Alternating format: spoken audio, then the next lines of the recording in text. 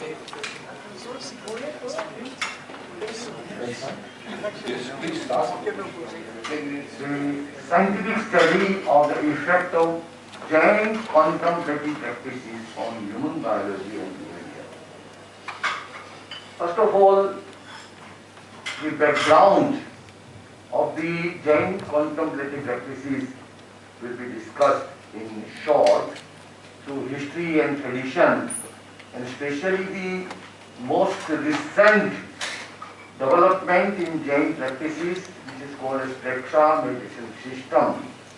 And this is just to give the idea that these practices are very old, very ancient in the tradition, and at the same time, through the Preksha meditation system, the new development have been taken place, and new concepts have been included in the system. So this is in short the historical and traditional background. The next point will be the metaphysical basis, in which the fundamental metaphysical basis of meditation in Jainism will be given. In that the main theme will be that the Jainism believes in the existence of soul as a real entity, which is again surrounded by another real entity, which is called karma. So in this way, this dualistic philosophy of Jainism will be discussed in detail, in some detail only, to give the base of the meditational practice. Then I shall give the whole system of Preksha meditation system, which is practiced at present, and there are certain steps to practice. The first step is the preconditions. Preconditions, the sine qua non, place, posture, steadiness, inner silence, relaxation, etc. These are the preconditions. The step number 2 is the recitation of mantra, creation of protective shield of energy field around the body. Mantras vary from person to person and from practice to practice. In detail, we may not go into what mantras are practiced. In the third step, there is recitation of the aim, and a resolve is made by the practitioner, in which it is given the aim is to see the self through the self, and for this Preksha meditation is to be practiced, and the person has to resolve that I practice Preksha meditation for the purification of my sight, that is Chitta. In the fourth step, we come to the main part of the meditation, which is the relaxation with self-awareness. It is called as Kayotsarga in Jain tradition, which is a very old, ancient terminology. And in this, every part of the body is relaxed through auto-suggestion by concentrating the sight on each part of the body one by one. And the next step, that is the fifth step, the internal journey is practiced in the spinal cord to canalize the vital energy upwards. In Jain metaphysics, there is the concept of Tejas Sarir, which is a linked body between the gross body and the subtlemost body, karma body, and it is believed that this internal journey in the spinal cord, it facilitates the practitioner to canalize his vital energy upwards, which again then is utilized to bring about the necessary change in the behaviors. In the next step, there are certain alternatives which are to be practiced step by step. The first will be the perception of conscious breathing, deliberately made long. In all these practices, the main thrust is on perception. Actually, Preksha meditation, the word is also meaning the same thing, perception. Perception is without any indulging in thought, in memory, in imagination, in likes and dislikes. You have to merely perceive. That is the main idea. And for perception, we may use the conscious breathing process, which is made deliberately long and slow, and then we perceive it. The alternative step is conscious breathing through alternate nostrils. That also facilitates the meditation practitioner to concentrate more and has other benefits which accrue from the this channelization of the prana flow. The third is the perception of the body, the subtle vibrations of the prana, the vital energy throughout the body, by concentrating the mind on each part one by one again and feeling the actual vibrations of the prana. In the next stage, that is the perception of the psychic centers. The psychic centers are related with the neuroendocrine mechanism in modern technology, and they are considered to be the vital centers again and the main centers of our consciousness through which consciousness can bring about the desirable change. There are 13 such centers and they are to be practiced one by one so that the development of each center takes place. Then later advanced practices, each center is to be concentrated for a long time and that is to be developed. And the next will be the perception of psychic colors, aura cleansing mechanism or the practice in which the psychic colors are called Leshya in Jain technology. It is considered to be very, very fine kind of waves or color waves which are not visible, but we practice it through visualization of the visible colors and correlate them with the various psychic colors. Then on various centers, the different colors are to be concentrated or visualized. For example, the center of knowledge which is on the top of the head, you visualize the yellow color for clarity of thought. The psychic center of enlightenment in the middle of the forehead, white color, white light, then it is for tranquility. Intuition, the red color for willpower, purity, the psychic color for tolerance, and bliss, the psychic color is green for fear. In this way, this is very important exercise in the Preksha meditation system. That is called Leshya Jnana, that is perception of psychic color.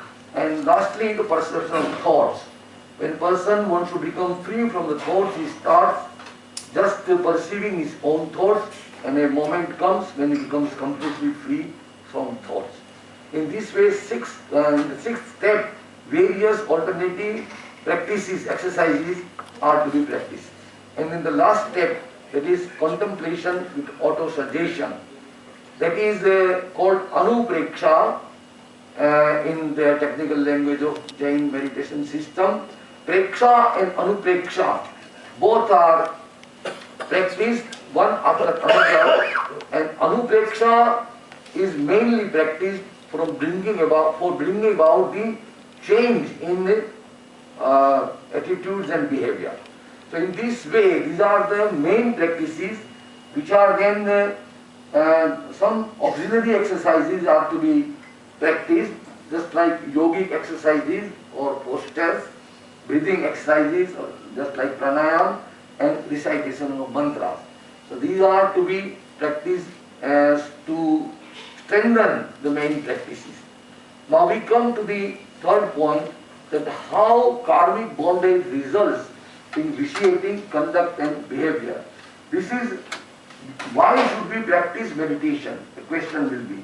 So first of all, we should know what is the reason, which is the what is the cause which vitiates our conduct and behavior. Unless we know the main cause, we cannot get rid of it. So in this step, I will try to just explain the metaphysical process in which the karmic bondage results in vitiating conduct and behavior.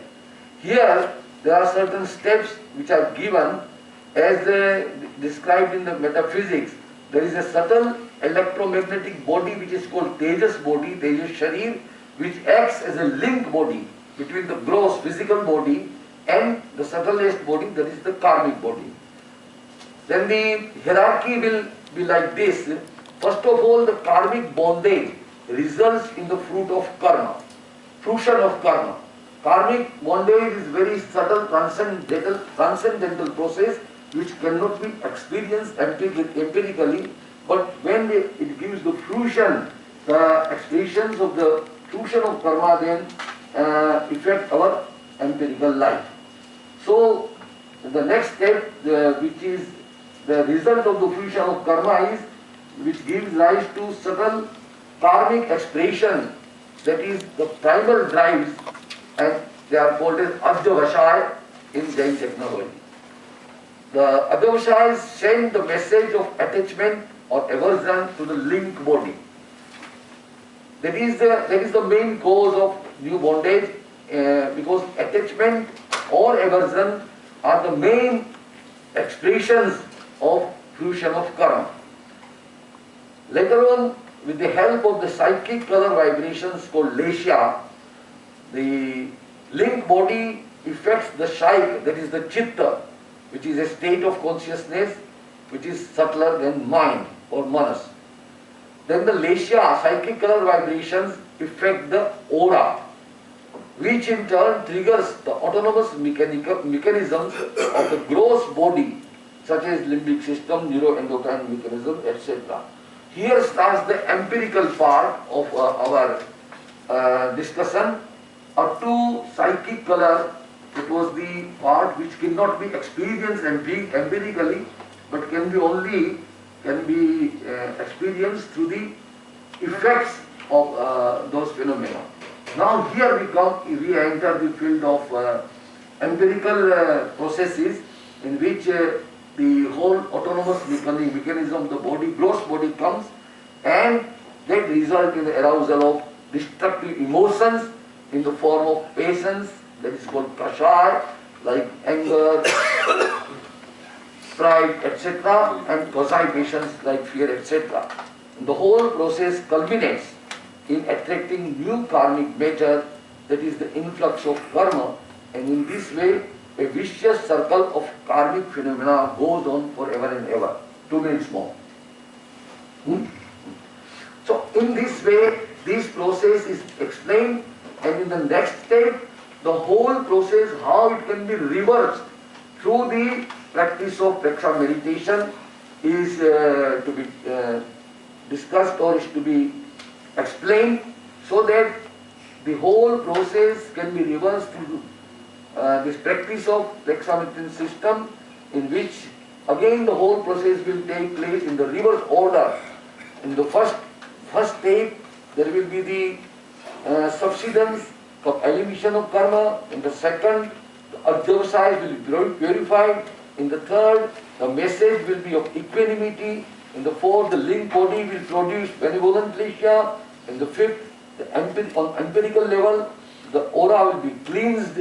And then again the effect of autonomous system, which will not only inhibit the patient's kashar and the koshai patient's non-kashar, but they will create the positive emotions like tolerance, etc., and will purify the conduct and behavior, which will be manifested through activities of mind, body and speech, and the whole process will culminate in inhibition of the new influx of karma, and that will again facilitate the person to practice more deeply the Preksha meditation system. This will be how the whole process can be understood, that how Preksha meditation system can be practiced, and through that how a person can bring about the desirable change in his behavior and attitude. After that, I will like to give the recent success stories. This is all theoretical discussion, whatever we have done empirically. But you have already consumed 15 minutes. So either you have to shorten here or not give the empiric benefits. It would be too long. I have to cut down the... Yeah. May I donate my time to No. Donated. It's all right. No, just since We are still living in the Cartesian Success coordinates. We're living in linear time, and linear time is one of our problems.